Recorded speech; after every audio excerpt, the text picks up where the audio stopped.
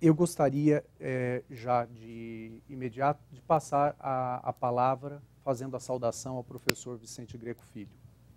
O professor Vicente Greco Filho é professor titular da Faculdade de Direito da Universidade de São Paulo, titular. Ele possui ampla experiência com ênfase ao direito penal, sobretudo a análise da lei de tóxicos, também direito processual penal e direito processual civil. Ele é palestrante, conferencista e, dentre as suas principais obras jurídicas publicadas, eu gostaria de salientar o Manual de Processo Penal, a Lei de Tóxicos, já na 14ª edição, o curso de Direito Processual Civil Brasileiro, já na 24ª edição, Lei de Licitações, também uma análise da Lei de Interceptação Telefônica. Professor Vicente Greco, seja muito bem-vindo.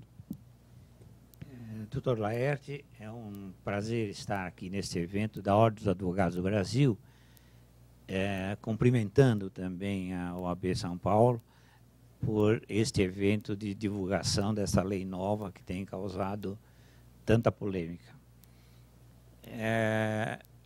Em considerações iniciais, eu gostaria de dizer que se trata de uma reforma tão profunda que ainda nós não aprendemos a trabalhar com ela.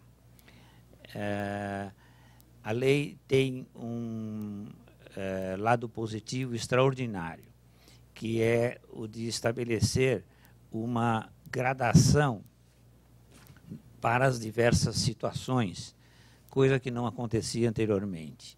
Anteriormente, ou era prisão ou não era nada. Então, pelo menos, a lei agora permite ao juiz estabelecer, por meio da fiança, por meio de outras medidas cautelares, alguma vinculação dos acusados ao processo.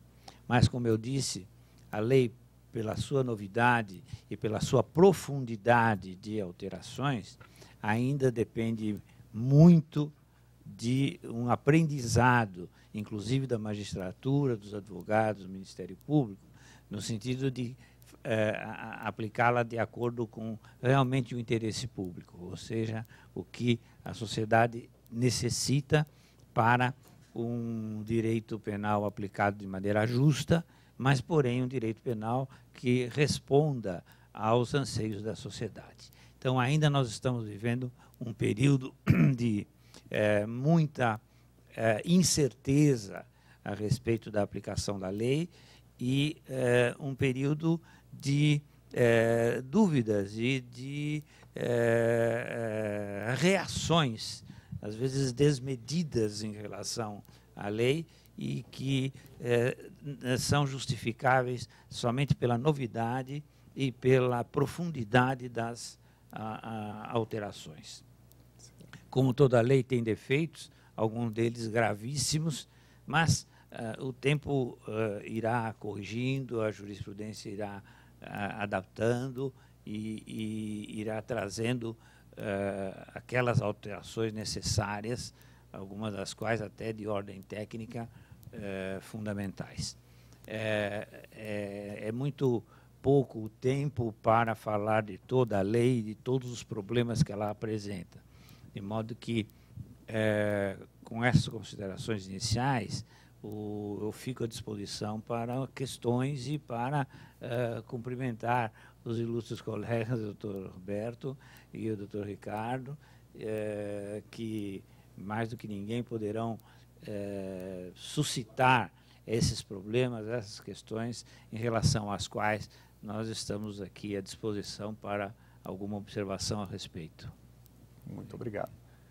Dando continuidade aos nossos trabalhos, eu passo a palavra ao professor Roberto Delmanto Júnior. O professor Roberto Delmanto Júnior, advogado criminalista renomado, ele é mestre e doutor pela Faculdade de Direito da Universidade de São Paulo, conselheiro eleito da Ordem dos Advogados do Brasil, da secção São Paulo, para o triênio de 2010-2012, e membro do Conselho Curador da Escola Superior da Advocacia, igualmente eleito para os anos 2010 e 2012.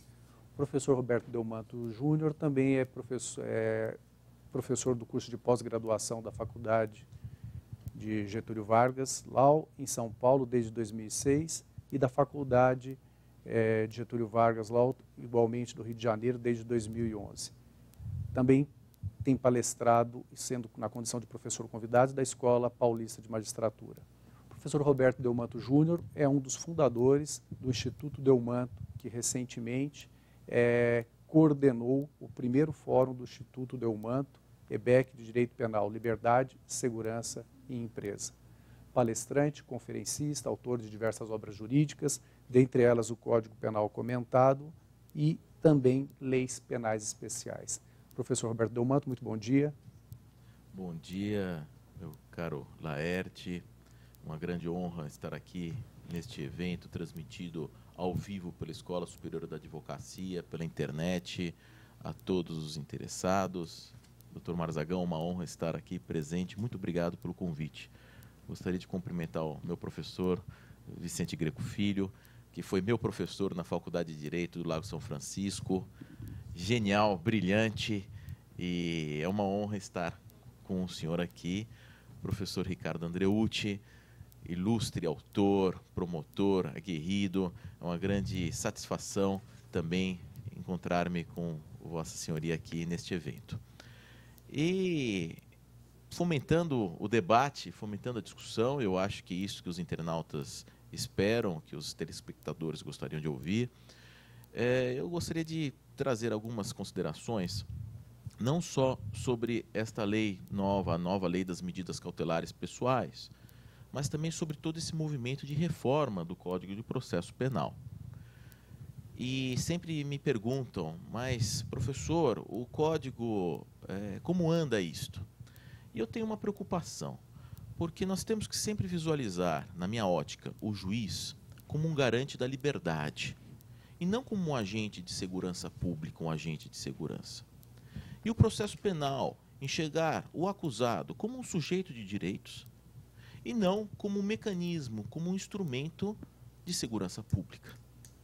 Então, nessa ótica do juiz como garante da liberdade e não como um agente de segurança pública, porque a segurança está aí com a nossa polícia militar, com toda a atuação da polícia ostensiva, da polícia preventiva, o juiz não pode perder esta natureza. E o que acontece? Perguntam, o Código de Processo Penal está arcaico? Nós precisamos de um novo Código de Processo Penal? E o consenso no meio jurídico é de que sim, o Código de Processo Penal data de 1940, foi criado gestado na ditadura Vargas, é um código ditatorial, está arcaico, desatualizado, completa 70 anos. Mas, no meio jurídico, o processo penal, nas últimas 2 décadas, eu acredito que seja o ramo jurídico que mais tenha sofrido alterações. Então, o Código de Processo Penal não está desatualizado. Ele não está arcaico. Ele pode estar uma coxa de retalhos, mas desatualizado ele não está.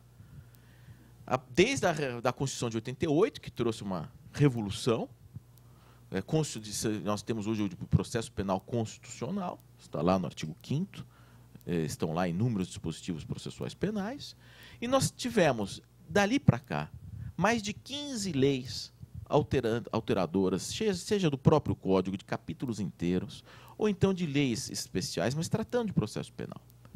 Por exemplo, tivemos, em 89, a lei da prisão temporária, nós não tínhamos prisão temporária. A partir de 90, nós tivemos a criação da delação premiada. Não existia delação premiada no Brasil. E isto, aliás, como pólvora em uma fogueira, a delação premiada se espalhou em inúmeros outros diplomas legais. Ou seja, está na lei dos crimes contra o sistema financeiro, está na lei de drogas, está na lei lavagem de dinheiro, está já na extorsão mediante sequestro. Essa questão da delação premiada, ela se proliferou de uma forma tão grande que, inclusive, hoje eu digo que a maior caixa preta do processo penal, que pouca gente debate, escreve, é a delação premiada. O direito ao contraditório na delação premiada, como que fica isto, o acesso do advogado, do delatado, o acesso do defensor, porque se endeusa o delator. O delator, muitas vezes, não, ele está dizendo a verdade, como se fosse o italiano, o pentiti, os arrependidos, mas o delator aqui não é arrependido. ele busca um benefício, ele busca uma redução da pena. E quem garante que o delator está dizendo a verdade? Não está lá incluindo na delação um desafeto, um inimigo, que tenha, por exemplo, com quem a sua mulher tenha saído, tenha traído com determinada pessoa. A gente não sabe esse universo todo do acusado, de delatores, de detratores. E nós tivemos outras tantas reformas. O júri foi inteiramente reformado. A questão do procedimento, da audiência una, do cross-examination, direct examination, em que agora nós fazemos as perguntas direto. Não existe mais a repergunta, em que o advogado ou o promotor fazia uma pergunta e o juiz reperguntava. Agora é direta. Nós temos toda uma reforma à vida, meu Deus, na interceptação telefônica. Nós não tínhamos interceptação telefônica. Foi criada a interceptação telefônica coisa de 15 anos, 96. E tantas outras leis.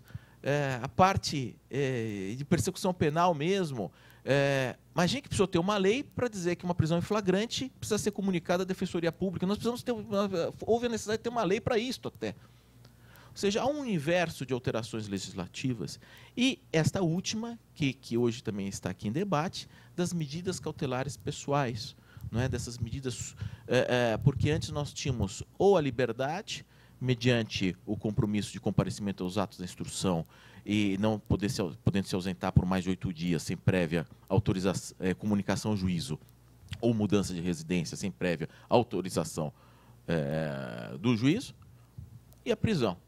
Nós não tínhamos um meio termo. E hoje se criaram todas essas alternativas à prisão, essas medidas cautelares, que são restritivas da liberdade, mas não privativas da liberdade em termos de aprisionamento da pessoa, e que estão gerando uma certa polêmica na sociedade. Alguns dizem que é a lei da impunidade, que hoje... Mas eu sou favorável, porque nós não temos onde colocar as pessoas. É uma realidade brasileira. Não se tem mais onde colocar as pessoas. E a única questão assim, que eu sinto nesses debates, que a gente ouve, porque precisamos ouvir muito da população, é uma sensação de impunidade no seguinte sentido. O sujeito praticou um crime, foi preso em flagrante, e hoje o próprio delegado de polícia pode conceder a liberdade mediante a imposição de alguma daquelas medidas de comparecimento a todos os atos, de não se ausentar da comarca, de não frequentar determinados lugares, eu digo que a prisão da mulher tem que dormir em casa toda noite. Mas o próprio delegado pode ir arbitrar a fiança para todos os crimes apenados com até 4 anos de prisão. Antigamente, não. A reclusão ia para o juiz. Isso demorava 10, 15, 20 dias. Então, antes da lei, o sujeito era também posto em liberdade, só que demorava uns 15, 20 dias. Hoje, não. O próprio delegado já tem essa faculdade. Eu digo, não é faculdade, é um dever, sendo preenchidos é uma discricionariedade regrada, ele tem um dever, estando presentes os requisitos de uma liberdade, ele tem um dever de conceder a liberdade, né, impondo uma dessas medidas. E então gera essa sensação, o sujeito foi preso, foi levado e já está em casa. Mas antes também ia, só que demorava mais. E porque se tivessem presentes os motivos da prisão preventiva, eles estavam mesmo antes da edição da lei, como posteriormente à lei. Então, essa, assim, dentre tantas outras, são algumas novidades, alguns questionamentos que têm trazido uma certa polêmica no meio jurídico e, sobretudo, o valor das fianças. Hoje, um delegado de polícia pode arbitrar uma fiança de mais de 50 milhões de reais. O juiz, para os crimes com pena superior a 4 anos, a mais de se eu não me engano, 124 milhões de reais. Quer dizer, nem aquele Strauss-Kahn, diretor do FMI, lá em Nova York, que foi acusado lá de atacar a camareira, nem... uma coisa, eu não sei, esses 120 milhões de reais, não sei para que país essa lei existe, mas há um valor muito alto, muito discricionário, até onde se pode chegar. E há uma questão, professor Greco, de proporcionalidade. Por quê? No Código Penal, nós temos o limite máximo de 1.800 salários mínimos como pena, que dá, salvo engano, 980 e tantos mil reais, não chega a R$1 milhão. E uma medida cautelar podendo chegar na fiança a 50 e tantos milhões pelo próprio delegado, evitar uma fiança de 50 e tantos milhões, ou um juiz a 100 e tantos milhões, eu pergunto, se uma medida cautelar ela não deve ser proporcional como um instrumento, como que fica? Ou a fiança é algo à parte? A fiança não precisaria ser necessariamente proporcional a uma pena que fosse aplicada, porque a pena de multa não pode ser jamais superior a 1.800 salários mínimos. Bem, é uma abertura, é um posicionamento inicial para frutificar aí debates que, sem dúvida, é o que o telespectador espera. Muito obrigado. Muito obrigado, professor Roberto Delmanto. Agora é com imenso prazer que eu faço a apresentação do nosso terceiro palestrante, nosso terceiro participante, que é o professor Ricardo Antônio Andreucci. Seja bem-vindo, muito bom dia. O professor Ricardo Antônio Andreucci é procurador de Justiça do Ministério Público do Estado de São Paulo. Ele é doutor pela Universidade do Museu Social da Argentina, em Buenos Aires, professor de Direito Penal e Direito Processual Penal da Universidade Paulista, coordenador do Complexo de Ensino Andreucci, autor de diversas obras jurídicas, dentre as quais nós salientamos o Manual de Direito Penal, Legislação Penal Especial e os 2 mini-códigos de penal e de direito processual penal comentados.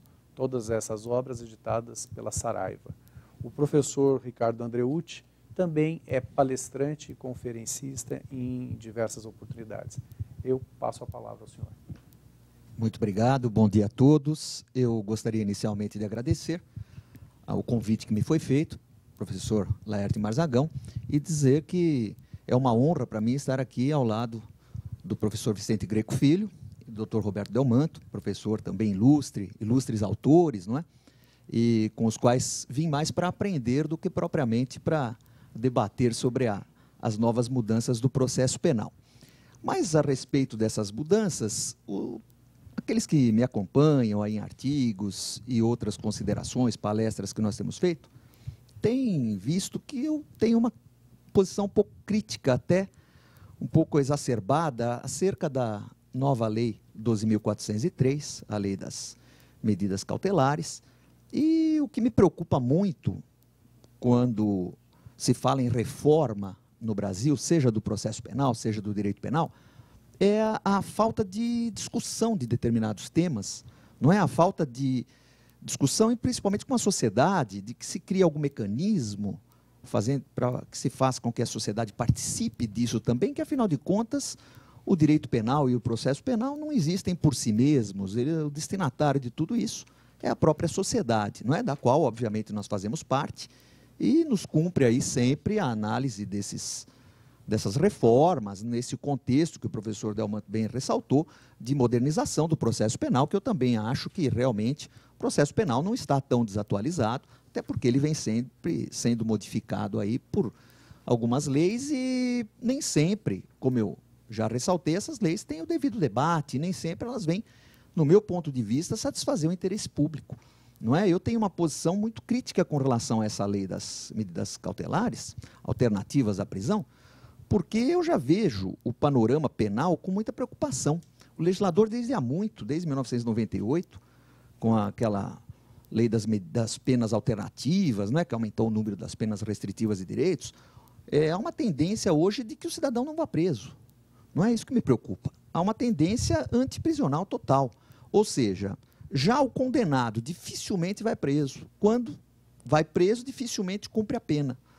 Não é? E agora o poder público, que eu reputo o maior responsável pela aprovação desse projeto da Lei 12.403, procura também que não se prenda mais nem sequer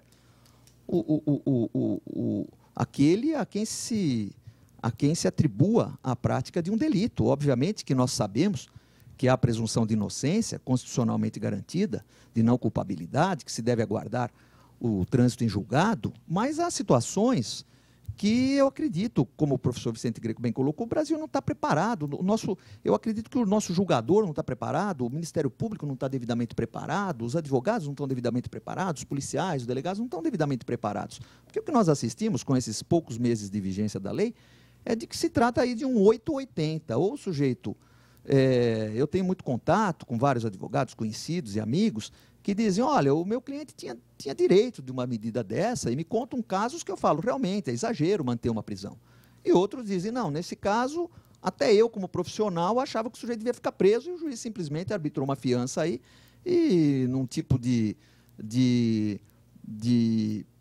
digamos assim, lavar as mãos, né? O magistrado os coloca em liberdade e diz, a culpa não é minha, a lei assim determina e, portanto, quem quiser que reclame com o legislador. E a preocupação, então, que nos assalta é justamente essa. Eu creio que há um grande interesse do poder público nessa legislação. Porque hoje nós temos no Brasil, segundo estatísticas recentes, mais aproximadamente 500 mil presos, sendo que 44% desses presos são presos provisórios, que aguardam, obviamente, um provimento jurisdicional, que dá mais ou menos a faixa de 211 mil. E as cadeias atulhadas, e obviamente eu concordo, como o professor D'Amato bem colocou, não há lugar para se colocar o preso. Mas eu também creio que a solução não seja, então, que nós o soltemos. Porque, justamente, a sociedade reclama, muitas vezes, uma providência um pouco mais enérgica do poder público. E também me causou uma estranheza, a Lei 12.403, porque há em tramitação um projeto de Código de Processo Penal.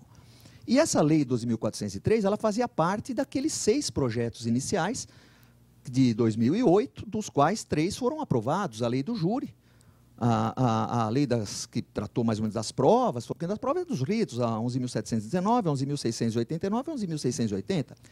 E essa lei das prisões cautelares, das medidas cautelares alternativas à prisão, ela fazia parte daquele pacote de 6 leis.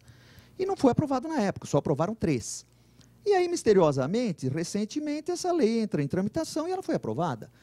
Porque quando há um projeto de código no Congresso, na magnitude que é o projeto de Código de Processo Penal, regimentalmente é aconselhável que se recolham os projetos que tratem do mesmo assunto para que tudo seja analisado em conjunto. Então, que se mudasse a questão das prisões, mas sim no Código de Processo Penal, num contexto um pouco mais profundo. Agora, afobadamente, assodadamente, o legislador já aprova essa lei, porque aí eu digo, há interesse do poder público, porque o poder público ele quer aliviar a pressão. Então, o sistema prisional está uma panela de pressão. Não é? E qual seria a solução mais simplista do poder público e que dê menos gasto? É soltar o preso. Não é? Então, eu acho que nós partimos de uma premissa absolutamente equivocada com essa lei. Eu concordo que há situações e que houve uma grande evolução em que o sujeito que não há necessidade do sujeito ficar preso, concordo plenamente. Eu tenho 23 anos de atuação na área criminal no Ministério Público e eu vi casos gravíssimos, não é, de injustiças, isso a gente assiste sempre. Agora, também casos hoje que saltam os olhos, não só da população como um todo, como da própria comunidade jurídica. Não é? E daí porque eu acho que o poder público hoje, ele vem tentando se esquivar de todas as maneiras das suas responsabilidades. Nós tivemos em 2001 aquela lei do movimento antimanicomial, não é? Passou-se a sustentar que o doente mental deveria ser tratado em casa pelos seus familiares, ou seja, não mais no hospício, não mais no manicômio judiciário. O Supremo realmente vem decidindo agora que a medida de segurança não tem, né, já de um tempo, não tem mais o prazo indeterminado, que diz o artigo 97 do Código de Processo, do Código Penal, dizendo que quando o legislador diz que não poderia haver penas de caráter perpétuo, aí incluiu também na Constituição Federal, teria tido a intenção de incluir as medidas de segurança, o que é questionável. E depois, agora, nós assistimos aí atualmente, até na própria saúde pública, o poder público sustentando a questão do home care, do tratamento em casa, ou seja, ele não quer mais ele não quer o preso na cadeia, ele não quer o doente no hospital, ele não quer o doente mental no hospício, ou seja, ele quer transferir todas as suas responsabilidades para a sociedade. Só que nós não temos condições de arcar com essas responsabilidades. Não é? Então, o doente não fica mais no hospital, então ele fica na sua casa. Obviamente, quem lhe dá de comer, quem lhe cuida, quem cuida dele são os familiares, ou seja, transferiu a responsabilidade. O doente mental também fica em casa, sofre o tratamento ambulatorial, e quando for no ambulatório não tiver remédio, como falta, e aí? E a família não tem dinheiro para comprar. Aí o sujeito vai, né, se for um sujeito que estava em medida de segurança, obviamente que ele vai praticar novos delitos, e a sociedade vem sofrendo com tudo isso. Então, eu acho que a sociedade não aguenta mais esse estado de coisas, né? E daí porque nós, eu particularmente, e aqui eu falo em meu nome pessoal, não em nome de instituição, mas eu vejo com bastante preocupação e me tira o sono, me desassossega. Eu tenho meditado muito sobre isso, não é onde nós vamos parar. não é? E eu creio que a sensação de impunidade no Brasil é muito grande. Estou com um estudo aqui da própria Fundação Getúlio Vargas, que eu trouxe, 76% da população, a lei penal não é severa no país. 76% da população brasileira não acredita no sistema penal. Isso nos afeta a todos nós. Juízes, promotores, advogados, delegados, estudantes de direitos, nos afeta, porque a população não acredita no sistema penal. Se nós descermos agora aqui na rua e pararmos um cidadão e dizer, você acredita no sistema penal? Você acha que, efetivamente, quem comete um crime no Brasil paga pelo que fez? Ele vai dizer, não, tenho certeza absoluta. E isso me preocupa. Não é daí porque o meu anseio, a título até de encerramento dessa primeira parte, é que se tenha um pouco mais de cuidado na elaboração de determinadas mudanças. Não é? Claro, eu acho que eu sou favorável a mudanças, né? Não pleiteio aí um radicalismo de nenhuma maneira, muito pelo contrário. E sustento a minha posição, que é uma posição minha, pessoal, não estou preocupado em ser politicamente correto, como eu sempre falo, não é? E que eu tenho certeza que é a preocupação de todos que aqui estão, mas sim de tratar de um debate sério, de uma postura, até para que a gente faça um contraponto aí para efeitos de debate. Tá bom? Muito obrigado mais uma vez. Muito obrigado pelas suas considerações, professor Ricardo Andreucci. E, linkado aí nas considerações feitas por Vossa Senhoria, eu gostaria de ouvir a opinião do professor Delmanto acerca do novo projeto do Código de Processo Penal recentemente aprovado no Senado. O senhor acredita que ele é garantista? Nós encontramos aí um equilíbrio entre eficiência e a tutela dos direitos individuais? Muito boa pergunta, Laerte. E, antes de mais nada, gostaria de cumprimentar as palavras do caro Ricardo e dizer o seguinte: o Brasil, antes de entrar na resposta, na minha ótica, prende muito e prende mal. Porque nós, como o senhor mesmo disse, nós temos hoje, são 528 mil presos. 500 mil. Outros 500 mil mandados de prisão expedidos, que uma parte tenha morrido, um prescreveu, tem mandado em duplicidade, que sobrem uns 200 mil, 250 mil. Então, se nossa polícia fosse um FBI, ou se tivesse uma CIA, uma polícia, uma Scotland Yard, uma polícia fantástica, que prendesse quem deveria prender, nós hoje teríamos que ter mais de 700 mil pessoas, 750 mil pessoas atrás das grades. Há um custo para o contribuinte altíssimo, porque cada preso tem uma demanda dos cofres públicos de mais de acho que em termos de 1.400, 1.500 reais por preso. Então, a política penitenciária, a política do encarceramento tem um custo muito alto para o contribuinte também. Alguns países, a Inglaterra, lá o custo é mais de 4 mil dólares por preso, quer dizer, é um patamar muito mais alto, mas eles tiveram que reduzir o número de presos diante de uma crise econômica. Países nórdicos também, porque a sociedade disse, nós está custando muito caro, precisamos de meios, de outras maneiras de controle social, como monitoramento eletrônico, menos custosas à sociedade, e a grande novidade hoje é o monitoramento eletrônico, que depois podemos discutir numa próxima rodada de debates. Mas, nesta lei do Código aprovado, eu digo o seguinte, toda essa lei das medidas cautelares, ela está muito igual, muito similar ao capítulo do novo Código, do novo projeto. A única diferença é o limite das penas, da fiança, que não é tão alto. O resto é quase igual, é quase coisa de recorta e cola do computador que a gente cola, é muito parecido. Agora, eu me encontro assim, preocupado, porque o projeto aprovado pelo Senado, em dezembro do ano passado, sempre se passou que nós vamos para um projeto garantista, para um projeto moderno, um projeto que vai se iniciar para um primeiro capítulo pelos direitos e garantias. Mas eu afirmo aqui, em meu nome também, que é o projeto, da maneira como está, e sobretudo por alterações lá impostas pelo senador Demóstenes Torres, é o projeto mais retrógrado da história do Brasil. O novo projeto de Código de Processo Penal é muito mais severo, muito mais restritivo das liberdades públicas, embora ele comece com o capítulo das liberdades públicas, são tantas as exceções do que o Código de Processo Penal da década de 40. E eu vou dizer 4 exemplos disto. Primeiro, no artigo 29, eu trouxe aqui uma para não errar. No artigo 29, do Código projetado está lá. No inquérito, as diligências serão realizadas de forma objetiva e no menor prazo possível, sendo que as informações poderão ser colhidas em qualquer local, cabendo ao delegado de polícia resumi-las nos autos com fidedignidade, doutor Laerte, se obtidas de modo informal. Ou seja, aqui, no artigo 29, diz que o delegado de polícia poderá colher depoimentos, como aqueles filmes americanos de FBI, que bate na porta, e terá que reduzir, ainda botar que o delegado precisa resumir com fidedignidade, mas terá outra forma de traduzir nos autos. Mas, na minha ótica de advogado, que a gente vê o outro lado, e promotoria também vê, de muitos abusos da polícia nas nossas periferias, se dá uma carta branca para se efetuar interrogatórios em qualquer local de modo informal, quer dizer, vai acabando aquela questão da pessoa intimada comparecer à delegacia, vai ao advogado, se inteira do que seja, combina uma data, leva a pessoa para ser ouvida. Então, me parece aqui que a pessoa poderá, a polícia vai, quero falar com a senhora é testemunha de um crime, eu quero falar, não quero. Quando ela sai na rua, então vai abordar na rua, em qualquer local. Então, me parece delicado. Outras questões no projeto. No artigo 252, os senhores imaginam que está prevista a possibilidade de 1 ano de interceptação telefônica.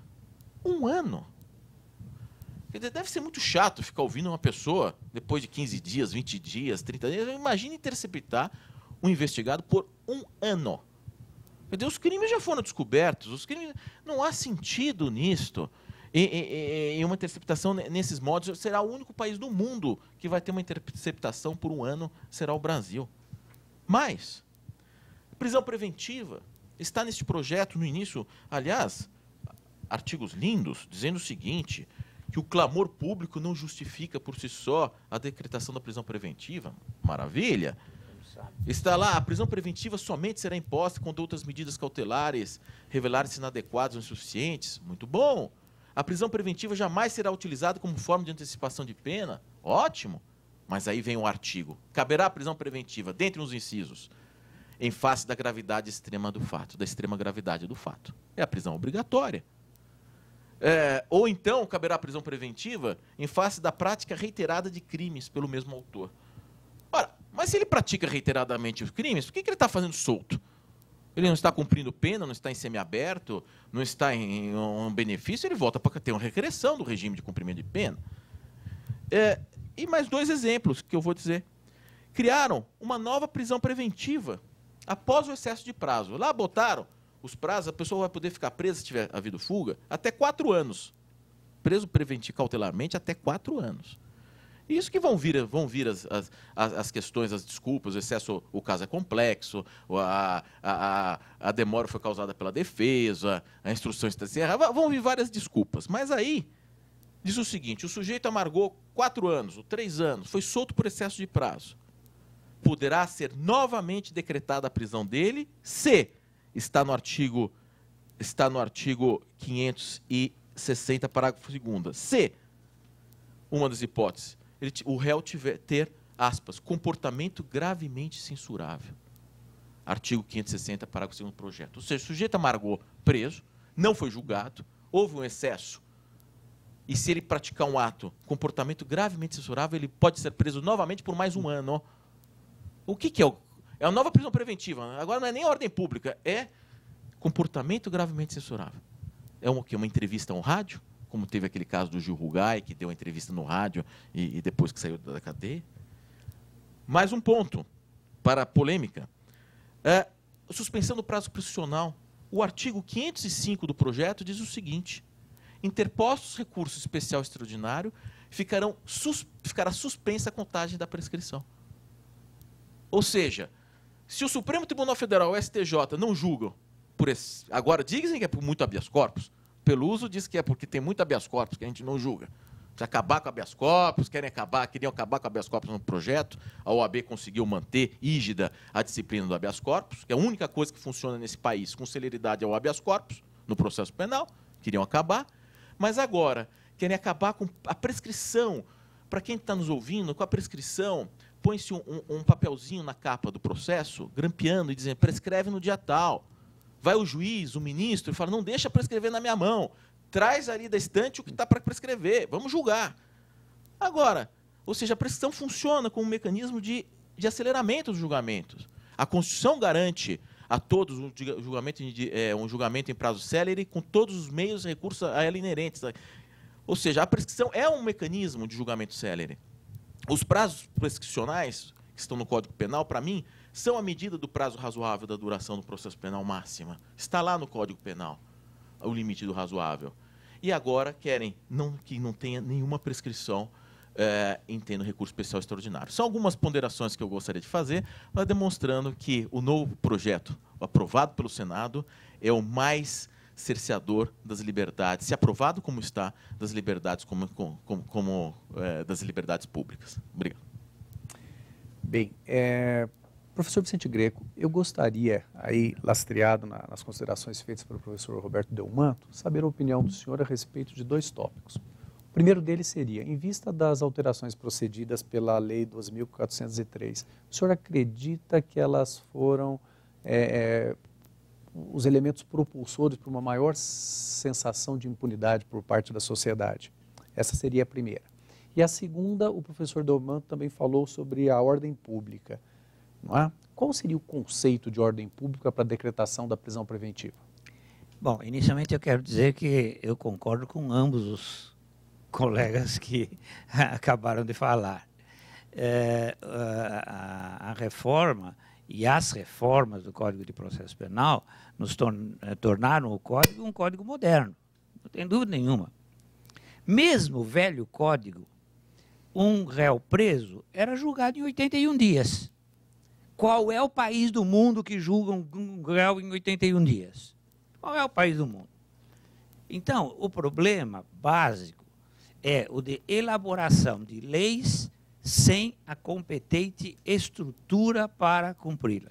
E preparação do magistrado, Ministério Público, ou seja, daqueles que atuam na justiça, para a aplicação dos conceitos com proporcionalidade, como aqui foi também referido. Então, o que a lei faz, no fundo, desculpem, o Estado legislador querer lavar as mãos fazendo leis, mas sem pensar na estrutura necessária para que essas leis sejam cumpridas com proporcionalidade, com adequação e respeitando o conceito de ordem pública, que hoje ninguém mais sabe o que é. Né? Ordem pública, tem razão o anteprojeto, o projeto, a ordem pública não é clamor público, mas a ordem pública é a reação do direito penal ao crime. Ou seja, a hora que o direito penal não puder mais reagir ao crime, nós vamos perguntar, para que serve então o direito penal? Aliás, eu tive um colega na Faculdade de Direito que tinha uma brincadeira, e a gente perguntava a ele, professor, para que existe o direito penal? Ele disse, para a gente estudar, porque no fundo não serve para nada. Não serve para nada. Então, é preciso uma revisão, primeiro, conceitual de formação daqueles que vão aplicar a lei, para que apliquem com proporcionalidade, conhecendo o que é o interesse social e aplicando de acordo com esse interesse social. E segundo, dar a estrutura para que seja cumprida. O professor Ricardo falou muito bem dessa extinção dos estabelecimentos psiquiátricos pelo poder público. Isto é uma barbaridade, como se uma família pobre pudesse sustentar em casa uma pessoa com uma alienação mental profunda. Como se pudesse. Não pode, o Estado tem que arcar com isso. E eu desafio aqui publicamente, e eu sei, perante o Brasil inteiro, eu desafio uma lei penal ou processual penal que tenha a cláusula financeira, ou seja, fica aberto um crédito de tantos milhões de reais para atender ao que está preconizado nessa lei. Então, o legislador lava as mãos fazendo leis muitas vezes impensadas, que podem levar a consequências terríveis, a ponto de chegar a mais de 70% de desacordo com o que está aí, mas não é contra a lei, é contra a prática, ou seja, contra a falta de estrutura para atender o que a lei determina. E o Poder Judiciário sabe dessa falta de estrutura e faz o possível. Faz o possível. Então, o que me parece, em resumo, é isso. No Brasil, acha-se que pela lei se resolve tudo. Não, vamos parar de fazer lei. Os jornais reclamam que os deputados não trabalham. Eles precisavam era parar de trabalhar. Deixa que o que eles deviam é pensar no orçamento, de dar orçamento para o Ministério Público, para a magistratura, dar condições para a Defensoria Pública, enfim, e condições para o sistema penitenciário, condições para o sistema psiquiátrico, para que se pudesse, então, aí sim, ir cumprir essa função essencial do direito penal, que é a resposta social à existência do crime. Muito obrigado. Em que pese as considerações do professor Vicente Greco, eu pergunto ao senhor professor Andreucci, existiriam ainda algumas providências legislativas a serem levadas a termo visando a diminuição dos processos ou mesmo a agilização dos mesmos? Pois não, eu, como disse inicialmente, estou aprendendo muito aqui, seja com o professor Delmanto, o professor Vicente Greco, e realmente eu acredito que o grande problema é a celeridade do processo, porque se nós tivéssemos um processo penal célere, não é, onde o sujeito fosse julgado num prazo razoável, nós teríamos praticamente minimizado muitas das discussões. Desculpe, esperar 17 anos para julgar um homicídio não tem cabimento. Não tem cabimento. As pessoas não são mais as mesmas. Não tem sentido. Exatamente. E é justamente essa sensação, professor Vicente Greco, que gera da impunidade. Porque aí o sujeito, hoje, a opinião pública diz, se o sujeito conseguir enrolar, e ele vai enrolando, e porque ele tem condições financeiras de entrar com 1000 recursos, e ele não é condenado. Então, a sensação de impunidade hoje é muito grande nesse aspecto também. Então, eu vejo que o processo célere é a grande solução. E um ponto do projeto que me chama muita atenção é a possibilidade do Ministério Público ter um pouco mais de possibilidade de transacionar com a defesa, não é? Há aquela possibilidade nos procedimentos sumários, se não me falha a memória, o professor Delmanto conhece o projeto melhor, eu acho que a grande solução seria o Ministério Público ter um pouquinho mais de possibilidade de transacionar com a defesa em determinados casos. A gente muitas vezes faz audiência, um tempo atrás nós estávamos fazendo uma audiência, que era um caso de furto simples, foram ouvidas a vítima, 3 testemunhas de acusação, mais 3 testemunhas de defesa, quando o réu foi interrogado, ele confessou. Aí ele veio e falou assim, olha, doutor, fui eu mesmo e eu estou pedindo uma chance aí para vocês, ver o que dá para fazer para mim. E aí me bateu aquela coisa, falei, se ele tivesse falado isso inicialmente, a gente poderia, até obviamente sabendo que a confissão por si só, né, não pode ser já uma condenação pela sistemática atual, mas eu acho que nós temos que mudar o paradigma. Né? Eu acho que é nós precisamos mudar um pouco o paradigma, nós não podemos mais ficar vinculados àquele processo penal antigo. Não é? E essa mudança eu acredito que passaria por um pouco mais de autonomia do Ministério Público e da Defesa, no sentido de nós transacionarmos acerca de uma pena justa, de um regime adequado, de eventual substituição da prisão por uma outra medida, não é? Após, obviamente, a condenação, o trânsito de julgado, isso sem que, obviamente, se deixasse de lado qualquer tipo de garantia constitucional, até porque passaria depois pelo crivo do judiciário, numa homologação, mas eu creio que seria possível que nós, no mínimo, aí uns 40% dos processos criminais hoje que a gente tem no foro criminal, eu acredito que seriam solucionados nessa transação. Eu acho que há boa vontade por parte do Ministério Público, há boa vontade por parte dos advogados, não é? E eu creio que uma das providências seria essa. E tornar, obviamente, o processo mais célere, não é? E que aí eu acho que é uma questão mais para discussões um pouco mais aprofundadas. Né? E se me permite complementar, caro Ricardo, há um aspecto de que, no Brasil, não se calculam custos. nos países europeus e nos Estados Unidos, cada delegacia, cada unidade, cada promotoria, cada juízo tem a sua dotação orçamentária própria. E ele só pode atuar dentro daquela dotação orçamentária. Então, quantas vezes lá se vê? Não, isso é uma coisa insignificante. Eu não vou tratar porque eu não vou ter dinheiro para isso.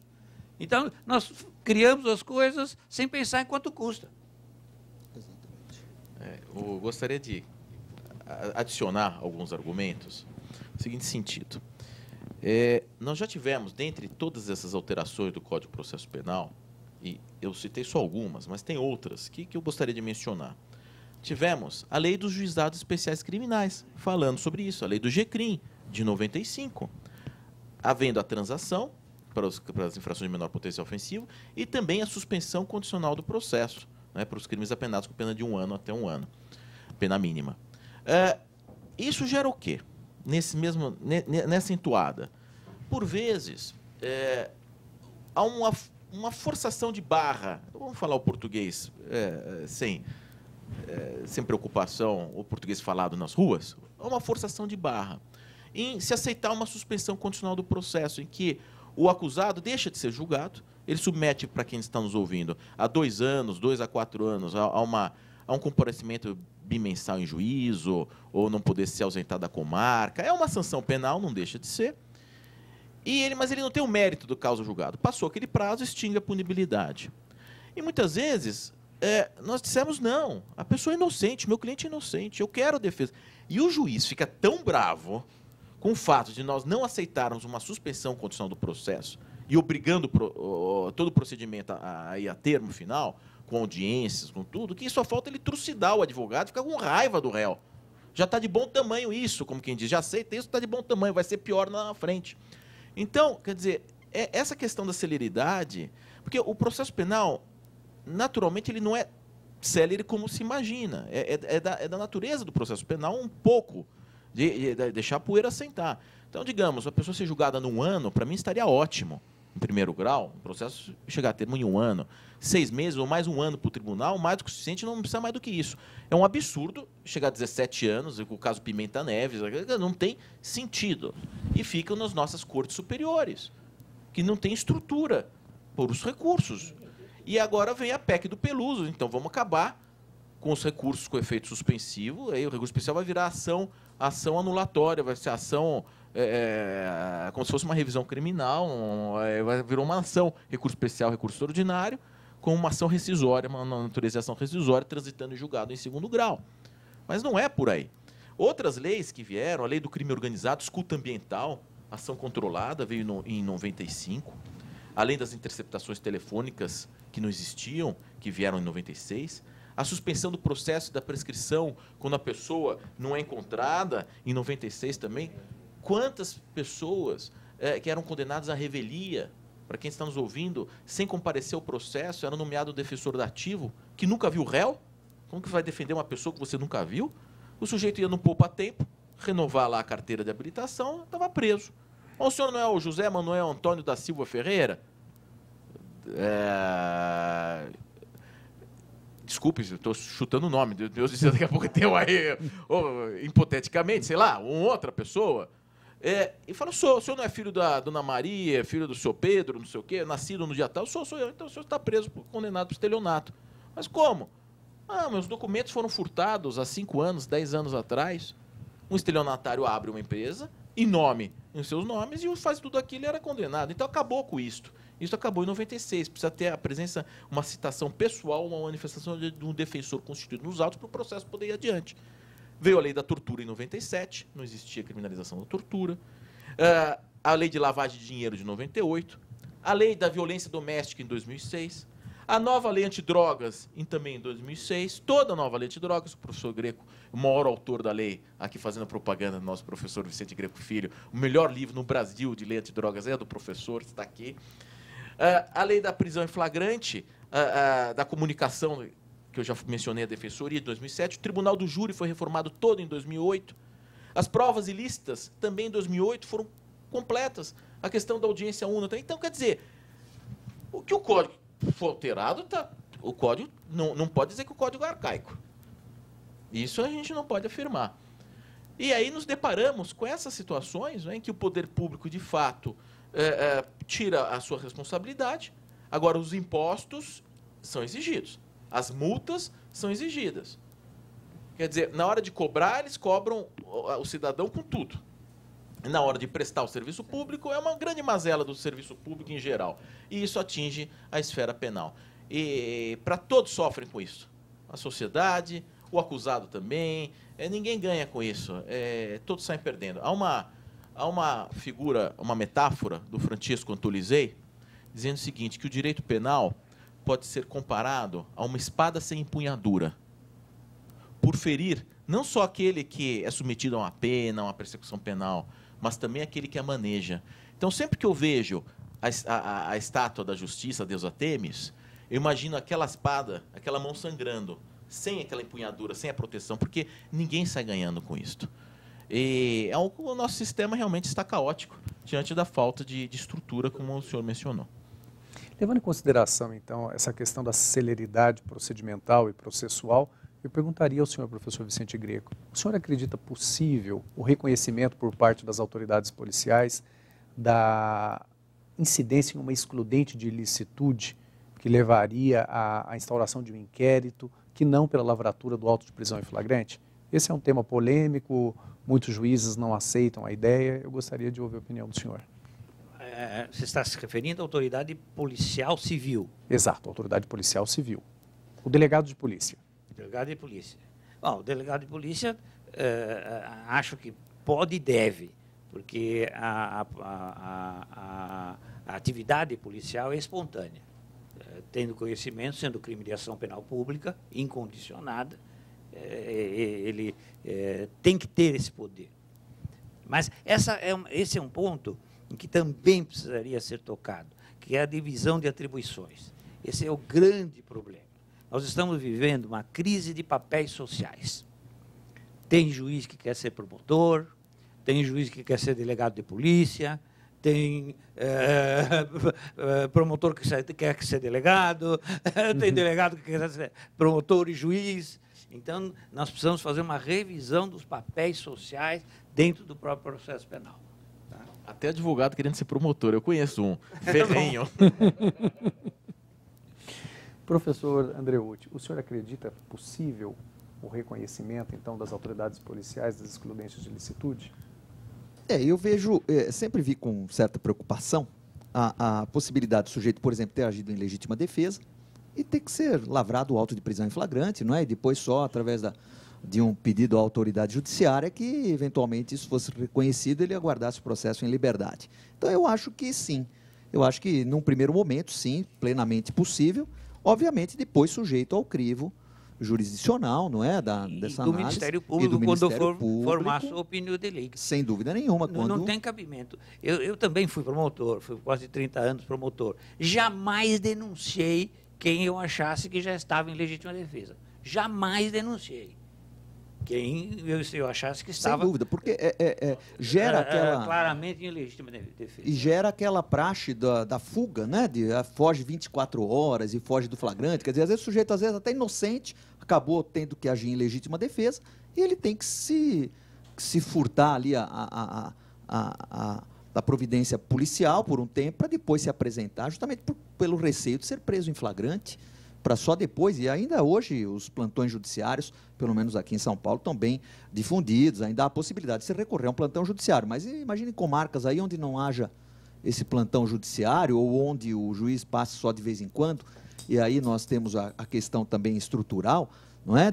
Há comarcas hoje no Brasil onde o juiz passa a cada 15 dias. Outro dia eu tive que ligar para uma comarca para saber de uma informação, queria falar com o promotor, uma comarca não aqui do estado de São Paulo, obviamente, mas de um estado longínquo, e obtive a informação de que o promotor passava a cada 15 dias.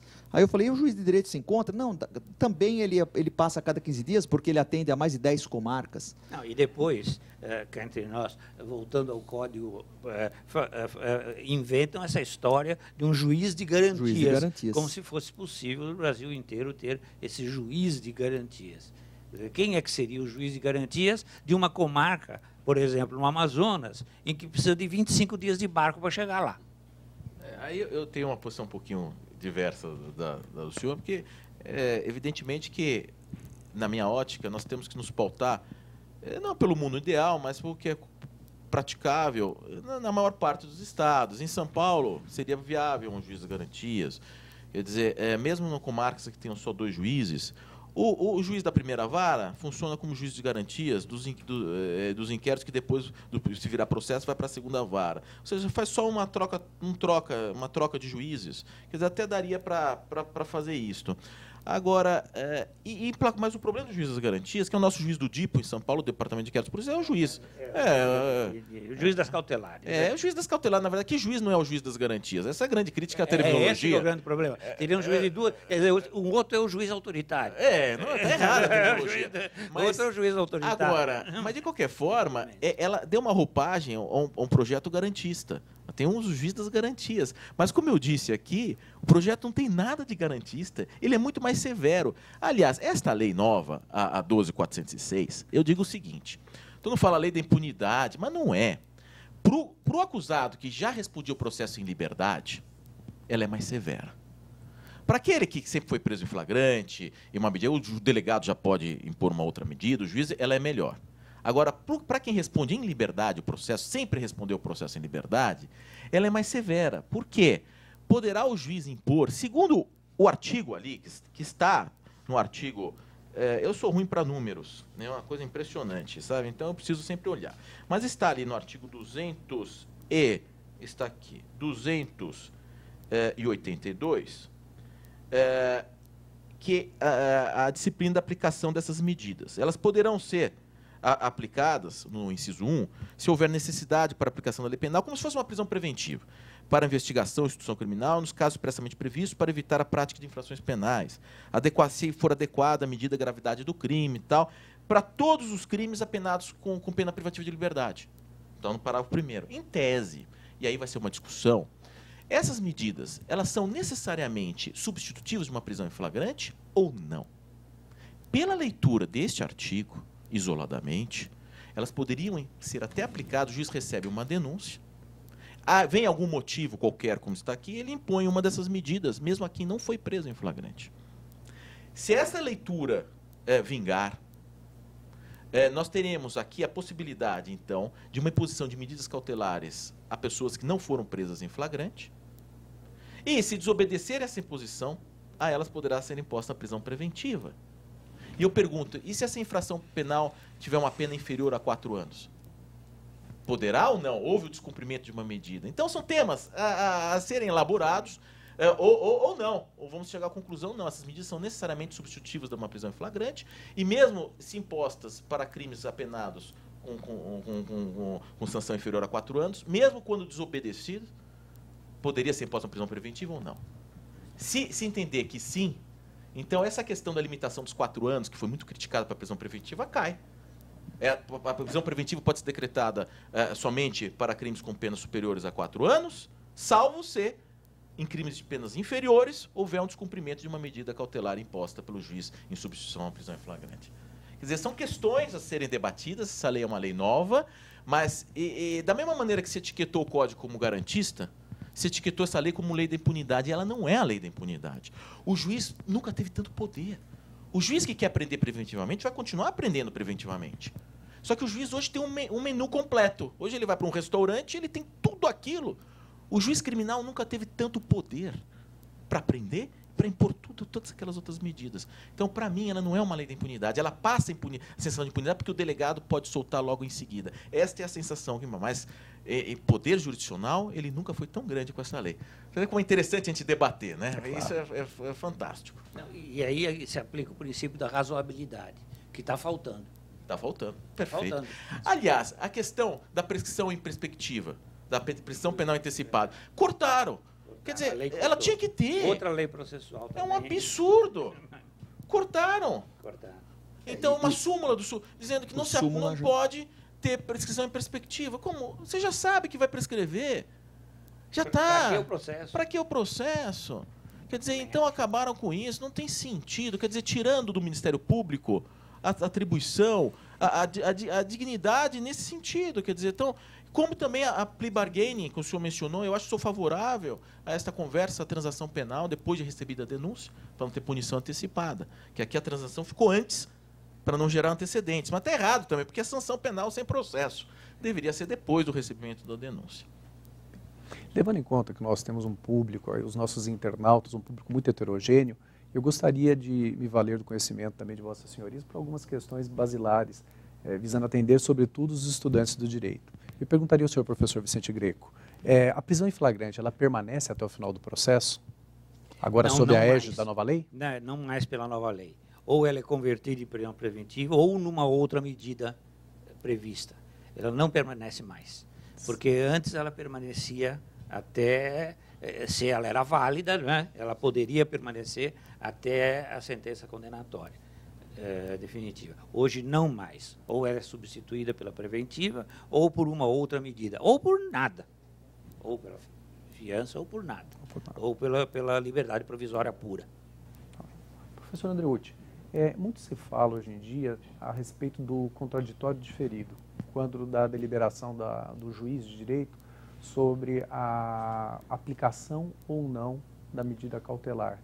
O senhor acredita que o contraditório é a exceção ou é a regra dessas hipóteses? Não, eu acredito que seja a regra. Eu acredito que há, efetivamente, oportunidades em que não há possibilidade de se fazer um contraditório prévio. E daí eu até tenho uma posição já formada sobre isso, que eu sempre tenho dito o seguinte: quando até mesmo o nosso legislador constitucional estabeleceu as garantias do artigo 5º, as quais eu não sou contra em hipótese nenhuma, não é isso, mas eu creio que foi num momento político totalmente diferenciado do que nós vivemos atualmente, não é? Nós estávamos saindo de um regime militar e a maioria dos constituintes na oportunidade tinham sido pessoas envolvidas por repressão do regime militar, etc. Então, o artigo 5º veio recheado de garantias, até em excesso, e, de alguma forma, nós esquecemos de tratar da criminalidade organizada, que é o grande problema hoje. O professor Delmanto tocou no ponto da interceptação telefônica por 1 ano. Eu sou plenamente favorável, porque eu acho que há crimes que não há possibilidade, professor, de em 15 dias se fazer um levantamento quando se lida com crime organizado. Às vezes o professor Greco sabe disso, que escreve muito sobre drogas, etc. Num tráfico grande, um tráfico internacional, alguma outra questão muito envolvendo o tráfico, não dá para em 15 dias se levantar toda aquela rede. Eu também não sustento que deva ficar eternamente, mas às vezes até mais de 1 ano, professor Delmanto. Veja, a possibilidade de que se descubram ramificações da organização criminosa, e isso vai levando, obviamente, é claro que nós não estamos falando aqui no excesso, né? Não estamos falando aqui em uma falta de controle jurisdicional, não é isso. Nós estamos falando quando há necessidade, efetivamente, de que a interceptação telefônica tenha um prosseguimento. Então, eu vejo com bastante preocupação essa questão também, que nós estamos acostumados no Brasil a lidar com a criminalidade de varejo. Nós pensamos no furto, no pequeno furto, no roubo. Quando nós falamos de criminalidade organizada, nós temos um problema seríssimo. E aí a gente passa até por essa questão do contraditório diferido e etc. E tantas outras. A própria lei do crime organizado, que fala da infiltração, até hoje não se sabe muito bem como agir, né? Qual seria a excludente que teria o agente infiltrado, né? Aí usa-se aquela alemã da proporcionalidade constitucional, né? E a gente até hoje não se tem efetivamente uma estrutura até para que isso aconteça. Não é? Quem seria esse agente infiltrado? Seria o da ABIN? Seria um policial civil, um militar? E os crimes que ele praticar? Justamente, como seriam tratados? Que tipo de excludente? Eu escrevi sobre outra figura da lei do crime organizado e da lei de drogas, sobre a chamada entrega vigiada ou entrega controlada. Aí eu escrevi, mas depois eu ia escrever também